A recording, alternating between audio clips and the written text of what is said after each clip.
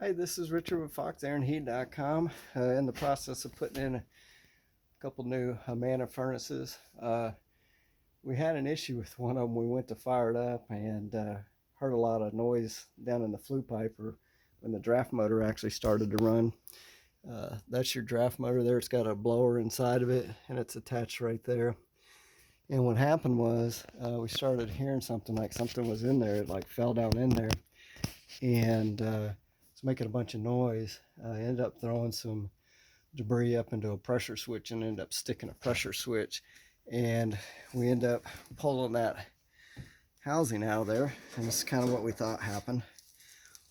And we had a mud dauber nest that was up in the flue pipe, so that mud dauber nest fell, got stuck in the housing because that housing was basically pointing straight up in the air. Actually, it's rotated with this going vertical, and it had stuck down in there and it hit the wheel on there, so it was messing stuff up. So you don't see that a lot, but we took it apart. We made sure there was nothing left in that flue pipe, getting rid of that mud dauber's nest, and fortunately there was nothing.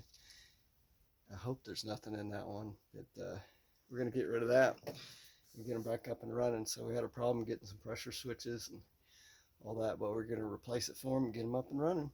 So it's Richard with FoxAironHeat.com. We got another new Amana over there. We got this new Amana. We got a new Amana on the other side of the house too.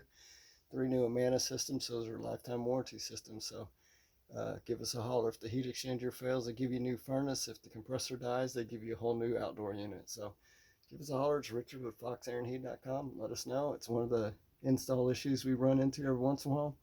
Not very common, but we fix the problem, get them up and running. Thanks for watching.